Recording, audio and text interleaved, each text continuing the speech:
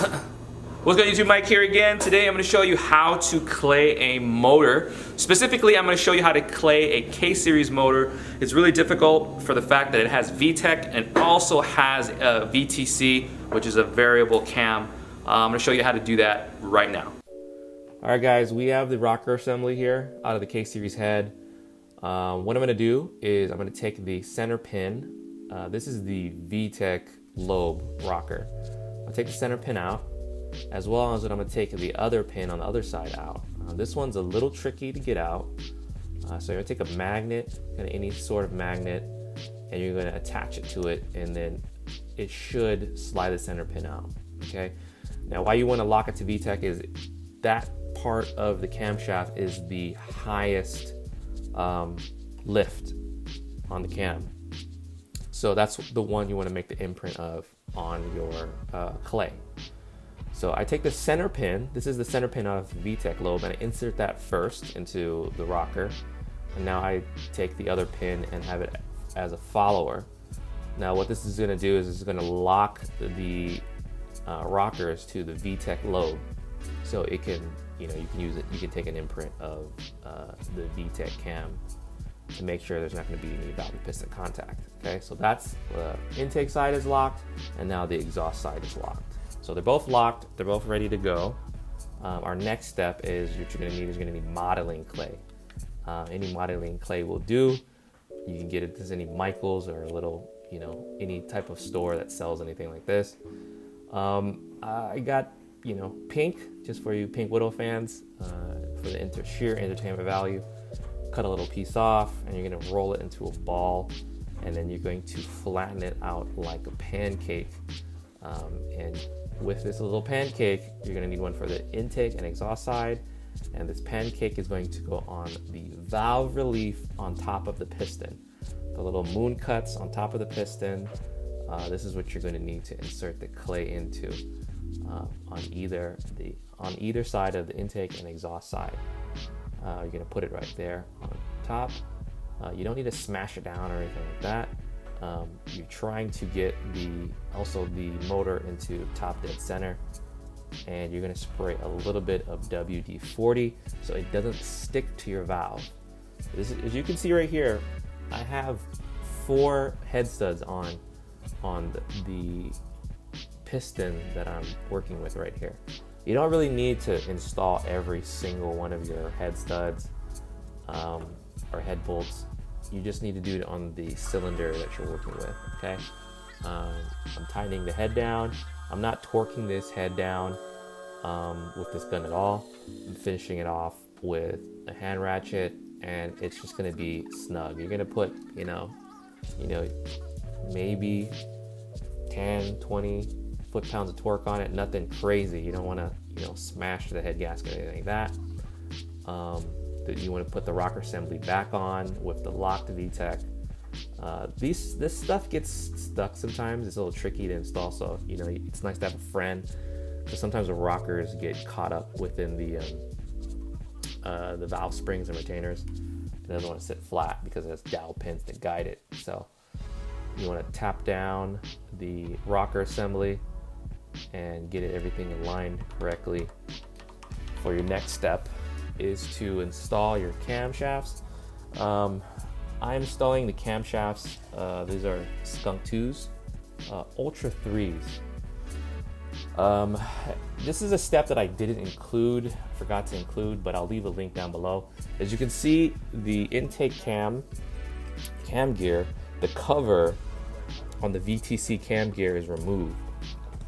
I'm gonna leave a link down below and show you how to remove the faceplate, and also you need to unlock the cam gear.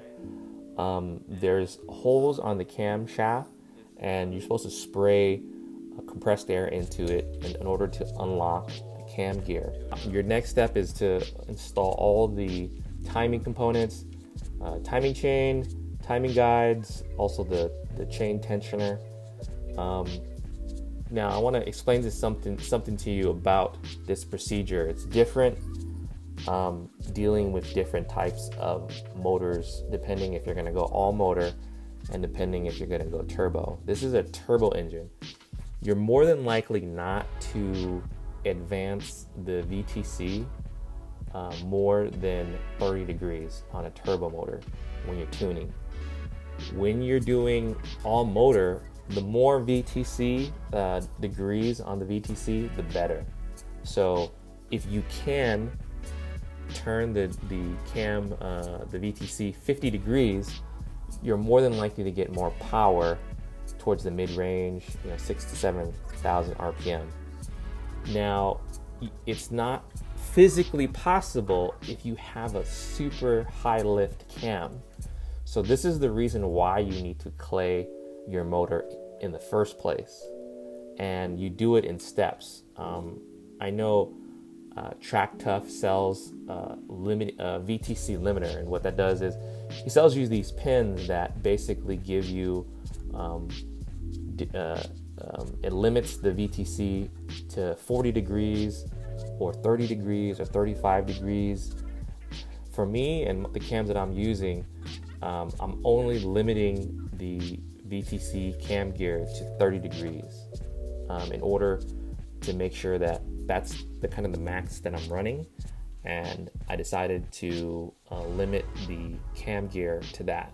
Okay, so the next step after that is, after you have everything set up, the cams are at top dead center, the bottom end is at top dead center as well. The next step that you're going to do is you're going to make sure that your valve lash is set to 0 as well. So you're going to make sure on intake and exhaust side that you undo the valve lash on either side, and then you set them to 0.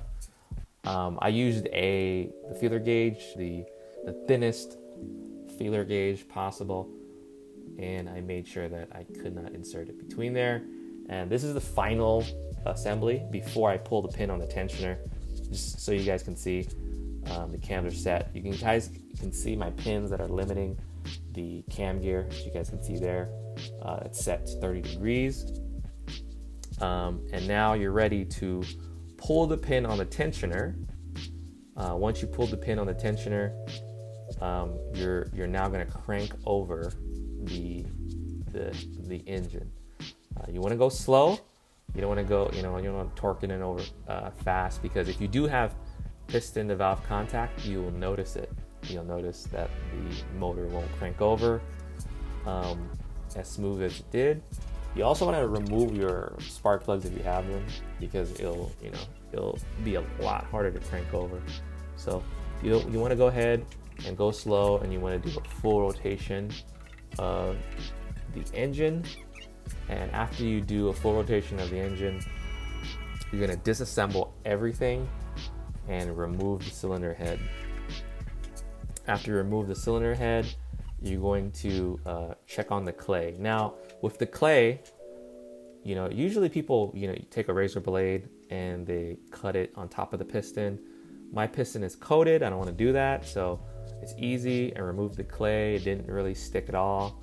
And you want to cut it in half, and then I have digital calipers here to measure the distance between the piston and the valve.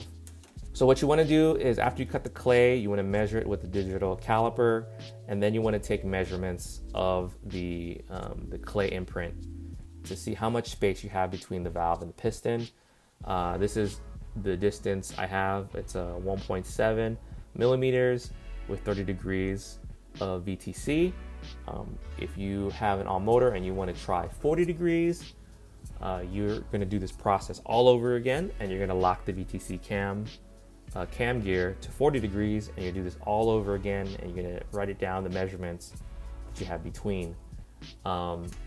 You obviously, in all motor, if you want to squeeze as much power as you can, you want to see how much degrees of cam timing you can utilize. So this process is very important to make sure that you're going to have a healthy motor, you get the most power out of your setup, and yeah guys, hopefully you enjoy this. That's claying your motor. What's going on, guys? Hopefully you enjoyed that video about how to clay your motor.